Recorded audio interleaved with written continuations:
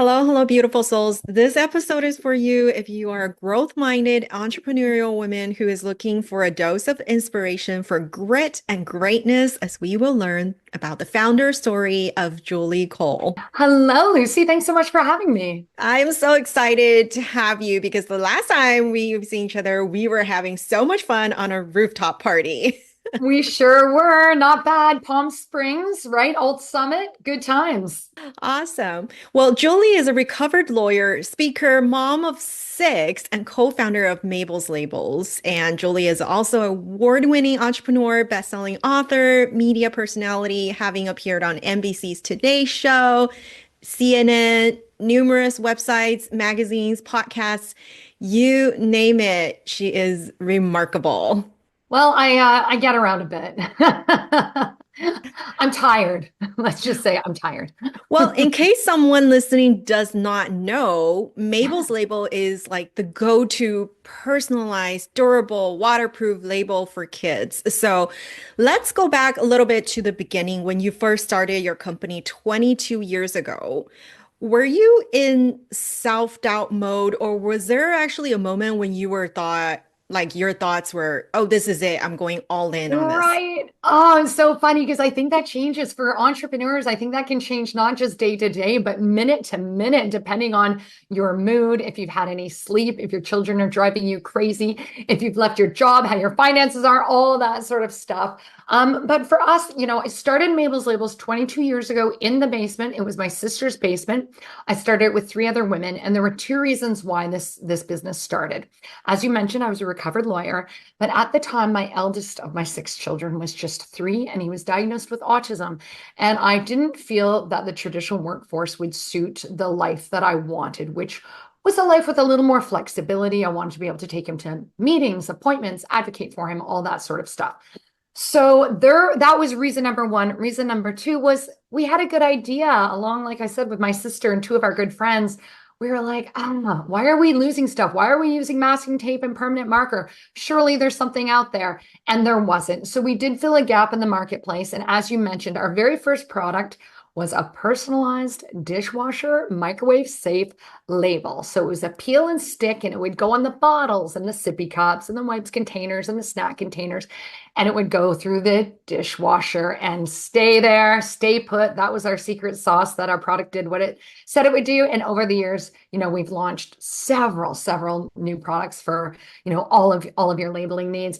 I am going to say though, it was tough 22 years ago because remember, these were the times before social media, before podcasts, before we could connect online with other entrepreneurs. And I think for a lot of solo entrepreneurs, particularly, and especially like we were in the mom space, so the mom entrepreneurs, it could be very lonely, right?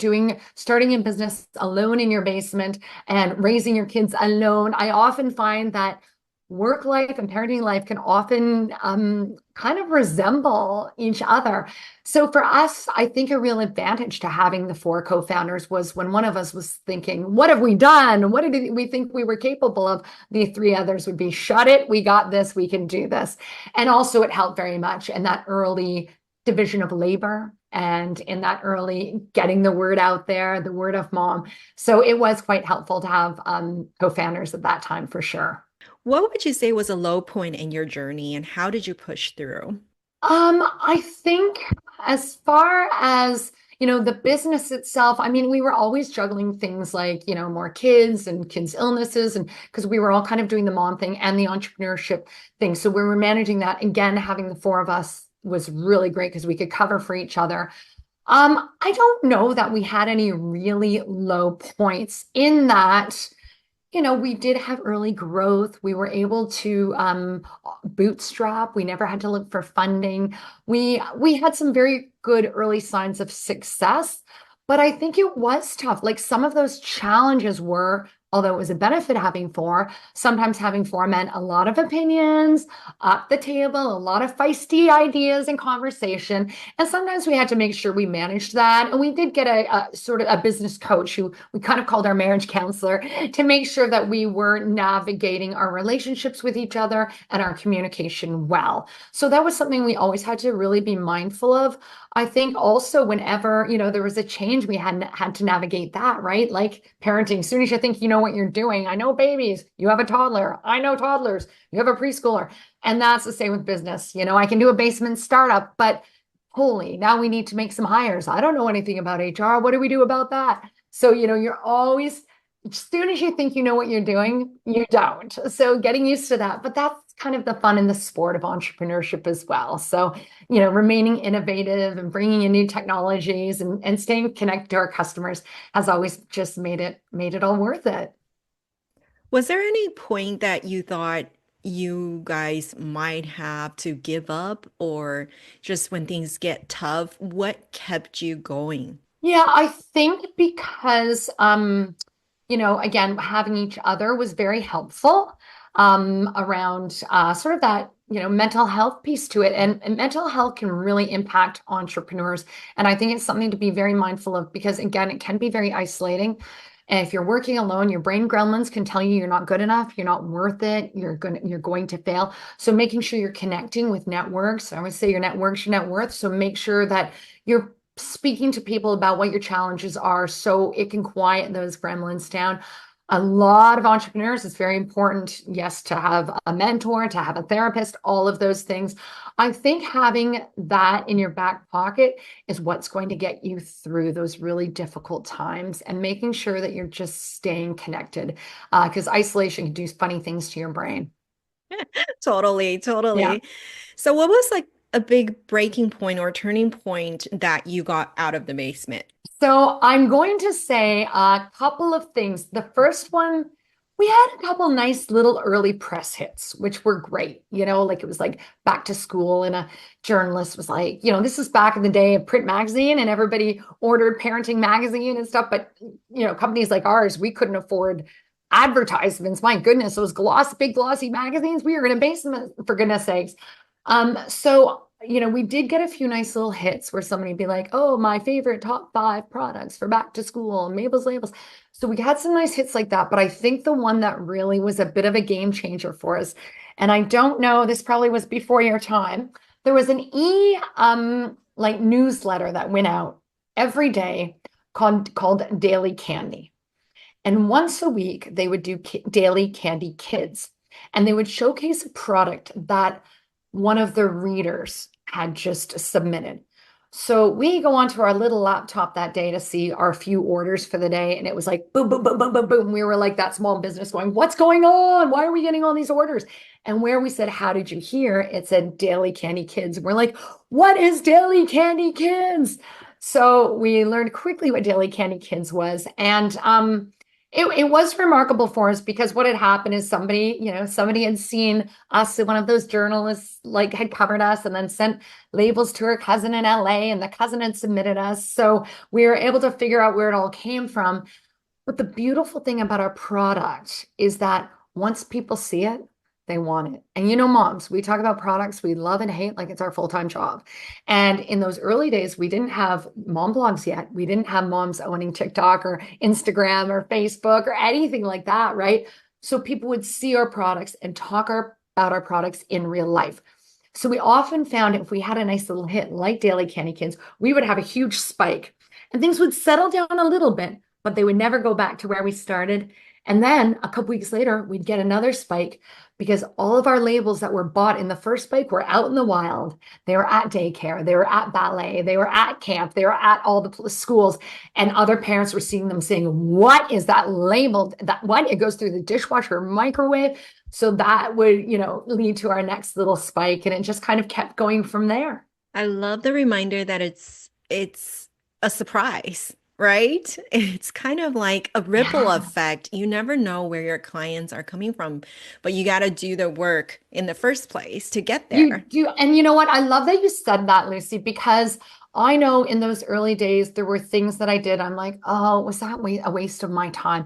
Especially, I was juggling all those little kids and stuff. And I remember doing this one like baby show. And I was like, oh, I don't think it's really our demographic. And I spent all day on my feet at this booth wearing a baby. And I was like, nothing's coming out of that. Well, of course, then 6 months later, I get a call from somebody who saw us at that show, and they worked for the school board and they wanted to get our labels out to the entire school board. And I remember thinking, that was the event I regretted going to. Mm. So you need to keep turning up, Nothing's a waste of time. You just gotta, it's gonna feel frustrating at times. You're gonna be like, is this meaningful or not? And you do have to pick and choose where you go. You have to be strategic about it for sure. And obviously, at that time I was feeling frustrated because I was a tired young mom, but I did get in front of people who would use Mabel's labels, which we found out 6 months later, there was some success there. Beautifully said. What kind of mindset shift do you think you made going from the basement to the CEO of a multi-million dollar brand? Yeah, it can be tough for entrepreneurs. I think the transition is particularly tricky because in those early days you're kind of doing everything, right? And you're in the weeds. Like we were making labels, we were like answering the phone, we were doing it all. And so you really felt like you had a finger on the pulse. And often entrepreneurs can be a little bit control freaky, especially about their businesses, because we're really invested, right? Like there's a lot of money, sweat equity that we've put into these businesses. So they are like another child, another baby. So we didn't have such a problem when we did those early hires, like some customer service reps, some people to actually make the labels and pack them up. We were okay with that. Our problem was when we hired management. And that's because we had to let go of the reins and we had to give other people decision-making ability, hiring ability. We had to give them room to make mistakes because if you micromanage your leadership team, they're not going to stick around. And if you micromanage them, then you're not doing what you're supposed to be doing. If you're still working in the business, who's working on the business? You can get people to work in the business, but you need to be the one working on the business. So my advice to entrepreneurs out there is that when you get to the point where you have to make the hires, hire people that are smarter than you, that have skills that you don't have. Leave your ego at the door. Good leaders make leaders. They don't want followers. They want more leaders, and don't micromanage them because then they'll stick around and then they'll be more entrepreneurial, which is good for your business and good for your bottom line. So how do you stay grounded now and focus and stay focused when the stake is getting higher now? Yeah, well, you know what? I think it's just you have to do a lot of planning. I mean, we're meeting in 2 weeks to do a full 3-day strategic plan to take us through to the next 5 years. You have to be smart about it. You have to get the right people at your table. You have to plan. You have to set goals. You have to make sure those goals are trickling down to your team and they're seeing everybody is working towards the same goals, whatever those may be. You have to be flexible enough to be able to shift. If the market changes, you might have to change too. COVID could happen and shut you all down. What are you going to do then, right? So with that entrepreneurial spirit, you have to remain the most innovative and you have to always be planning. Oh, I love that so much. You guys hear that? She's spending 3 days planning for the next 5 years. How much time are you spending planning your life and business, right? It's true. And you know what? It's one of those things where people are like, I'm too busy to do this. And if you don't carve out the time, then you're going to be busy and you're not going to be accomplishing much. Because where you want to be in 5 years, then you're going to, okay, that means in 4.5 years, we're here. In 4 years, we're here. Then we have to do this kind of hire because if we're going to be there, we need to have somebody who is skilled in that IT capability or whatever. So you do need to really start planning backwards from there. And it's like I can remember once my dad was so sick, and I'm like, we have to get to the doctor. He's like, I'm too sick for the doctor. And I'm like, really, Dad? Feels counterintuitive. And that's entrepreneurs saying, I'm too busy to plan or to be strategic. If that's the case, time to get yourself a virtual assistant, time to stop doing your own taxes, time to, contractors are an entrepreneur's best friend. You don't have to hire somebody full-time in HR. You can get a contractor to come in to do a good hire for you or to create some policy for you. Okay. You don't have to do the whole thing. I know that's overwhelming because you're like, I can't afford a full-time HR person, but you can afford somebody who's going to come in and do the job right so that you don't have to do it again and pay again, or you don't have to do it yourself and do it wrong, or it takes too long because it's not your area of expertise. Everybody stay in their zone of genius. Beautifully said. And I've totally, totally heard that dad saying before. Oh yeah, we all have the same dad, don't we? Honestly.